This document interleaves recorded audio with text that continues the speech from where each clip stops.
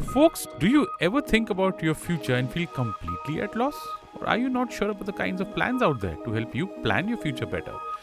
Well, look no further as we have the answers for you. Hello, I'm Anupam Gupta B50 on Twitter, and this is the Investverse podcast and investor education initiative by HDFC Mutual Fund. In today's episode, I will be in conversation with a veteran AdMan, author, business historian, and the co-host of The Last Brand Standing, Ambi Parameswaran. We will be talking about planning finances for your retirement, systematic withdrawal plans, and so much more. Without waiting any further, let's get into this insightful conversation ahead of us.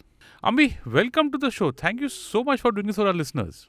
Thank you, Anupam, for inviting me on this show. Let's start with your job experience and your relationship with money. Well, my first job was in May 1979, and my glorious salary was 1,400 rupees a month. But those days, that was the salary we got, even though we might have had some fancy degrees behind our name. But even that first salary, I had a good boss who kind of instigated that I should put aside something, though 30-40% used to go in just paying for the PG accommodation, but we still managed to save a little bit every month out of what we earned. And one has maintained that healthy respect and regard for money, that, money is important and it's not something you can throw it out of the window. And one has been careful right through one's life. Yeah. Okay, Ambi, why do you think that retirement planning is crucial and why should we all look into it?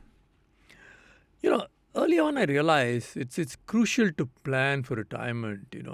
You get too used to a certain kind of lifestyle, and if you don't plan your future well, it can become very difficult post-retirement. So it's good to plan your future that way. Even after retirement, you don't have to worry or compromise on anything. I also think you need to be prepared for the idea that you're going to be living a long life. So you need to plan everything so that, your older self can be at peace without any worries. Plus, if you think about it, India does not have too many social retirement benefits, so thinking about your post-retirement life becomes even more important. If we really start to think about it, we will also realize how we have no power over the future. Let's say inflation rises in the future, it will sink all our purchasing power. Hence, planning is important so you can be prepared for anything. And in a country like India, leaving a legacy behind is such an important thing, which won't be possible if we don't think about our future. Lastly, one of the most important reasons to plan your retirement is in case of any medical emergency, you don't have to worry about anything. Okay, Ambi, so on that note, I'd really love to hear from you on how you planned for your future and your retirement. There are different ways in which I planned, better for my future.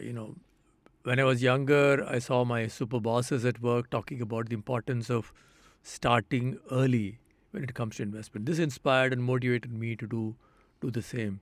Because when you start early, you have a better risk appetite as one has lesser responsibility and expenses, hence providing opportunities to explore riskier but possibly better yielding investment avenues as possible.